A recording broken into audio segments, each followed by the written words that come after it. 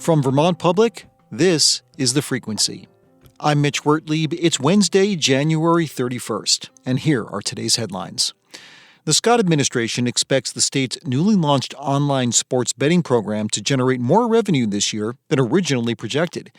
Just before the program started on January 11th, the three gambling companies licensed to operate here revised their market estimates to reflect greater participation by Vermonters.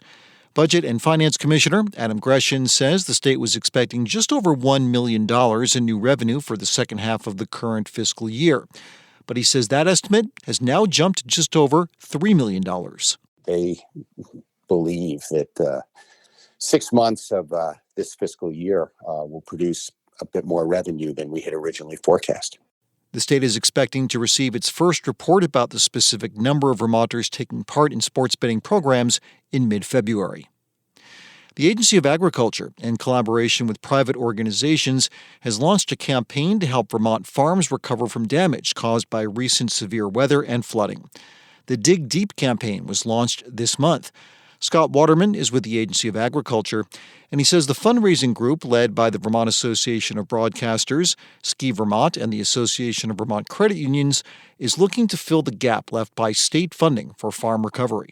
The agricultural community was supported by the BGAP program by the state, and that funded around $20 million. But what we found in looking at the applications that were not fulfilled and our surveys, we found a need that's somewhere around $50 million. The Agency of Agriculture says over 350 farms are in need. Waterman said the entirety of every donation goes directly to farmers. People can donate and request assistance at digdeepvt.com. Families caring for people with dementia often struggle to find the support and resources they need, and sometimes that means dementia patients get stuck in the hospital without a place to go. So staff at the University of Vermont Medical Center have set up a new center geared at helping family caregivers. They're offering peer mentorship programs and short-term counseling, along with small virtual groups for people new to caregiving and for those who have been doing it for a long time. Lori P. McKenna is a social worker at UVM who helped set up the center. We are not just supporting caregivers, we are encouraging them to change and to grow and to develop. So we come at this understanding that the person with dementia is likely not going to change, but the person that can change is the caregiver. McKenna says the center is offering several therapy groups over the next few months for spouses and adult children of dementia patients. A new round of the peer mentoring program starts in April. The National Endowment for the Arts has awarded Vermont art and culture organizations and authors over $200,000. There are a total of 12 grants and fellowship awardees. Catherine Crawley from the Vermont Arts Council says the funds are a way to continue weaving arts and culture into the fabric of Vermont's community. Help us all to aspire to not only enjoy art, but make our lives more creative in all ways that we can. Among the recipients is Retreat Farm in Brattleboro, which will use its $10,000 grant for a free outdoor summer concert series. And the Dominican Republic Education and Mentoring Project in Milton will support traditional Dominican music and dance instruction for charter students with its $25,000 grant.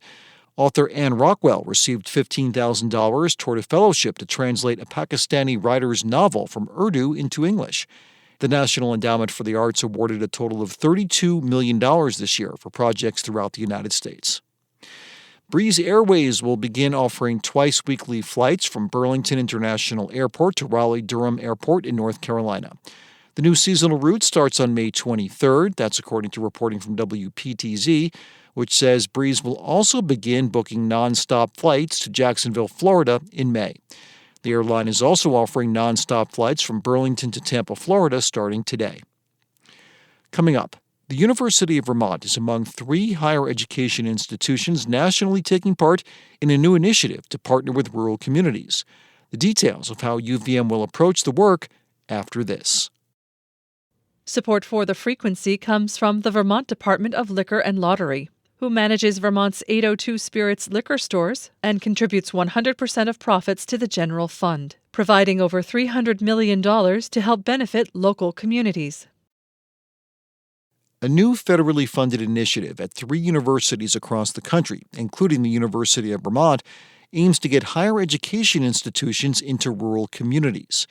The goal is to fund partnerships between UVM and towns or regional organizations that address a range of issues, including flood mitigation, housing, and economic development. And the work might have an added benefit, reversing Americans' declining faith in higher education. From the Hechinger Report and Vermont Public, Liam Elder-Connors has more on how UVM is approaching this work. Bristol's KTP Mobile Home Park is nestled in a convenient place, right next to the high school and about a mile from the small downtown. And it's affordable. The monthly lot rent is $375. But mobile home parks tend to be at higher risk for climate disaster, which was highlighted by July's floods and earlier this month when a storm brought damaging winds to Addison County. KTP property manager Chris Ouellette pointed to a home in the park with plywood nailed around the bottom. It looks like they just had to replace some skirting. We have a roof that was ripped off a house over there. We've had a couple sheds that have been lost. Ouellette works for Addison Housing Works, an affordable housing agency that owns several mobile home parks in the county. She says it's hard for the park's 96 residents, many who are lower income, to pay for storm repairs. And with climate change expected to increase extreme weather, Ouellette says mobile home parks need to become better prepared. But there's not enough staff or money to make those plans. It's very challenging because we don't have the people. The funding also is not there to be able to have more staff on board to be able to tackle these bigger projects.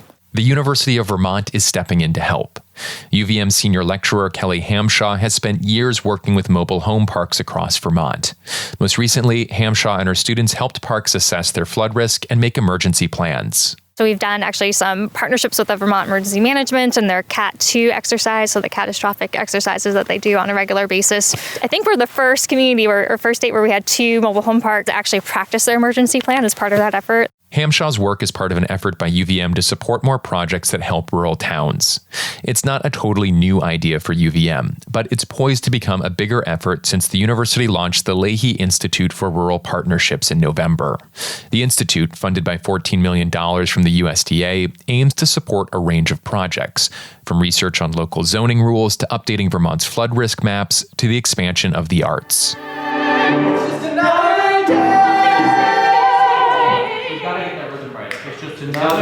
It's just not lining up. On a recent afternoon, 6 cast members prepared for a production of the musical Next to Normal at the Town Hall Theater in Middlebury.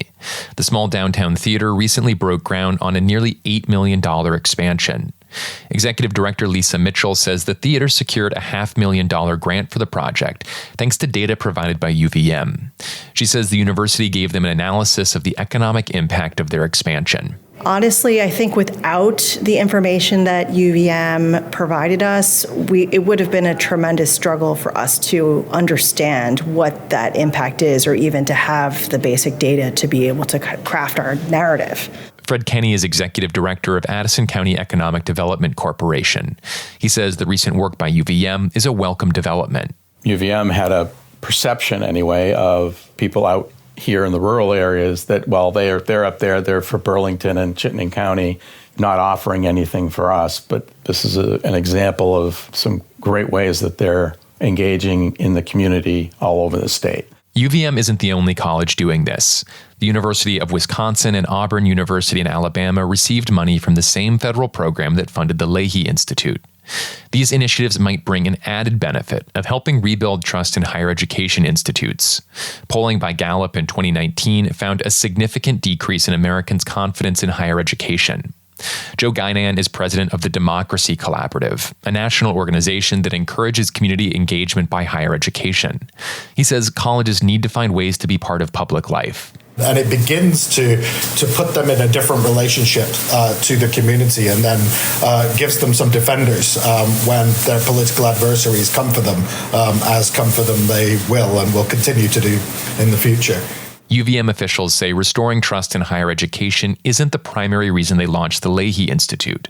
But Tricia Coates, the director of the institute, says there is another potential benefit: enticing young people to stay here. So there is a mission, maybe a hidden mission we have here too, around just showing our students at UVM the amazing opportunities that rural Vermont communities offer. Coates says for students, especially those not from Vermont, this work can help show them that there are towns outside of Burlington with strong communities and professional opportunities, and that might give them a reason to stay. For Vermont Public, I'm Liam Elder Connors.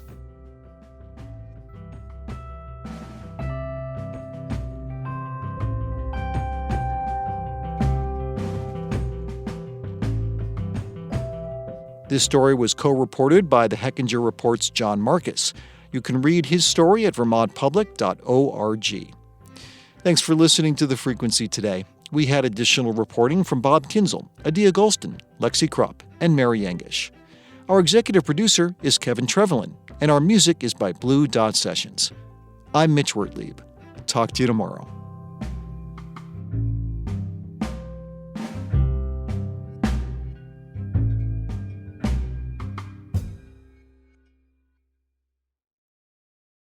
Every episode of Brave Little State begins with a question about Vermont that's been submitted and voted on by listeners like you. What happened to all the restaurant workers? What's the deal with Vermont's fire towers? Why do people like the band Fish? Follow Brave Little State wherever you get podcasts. From Vermont Public, part of the NPR network.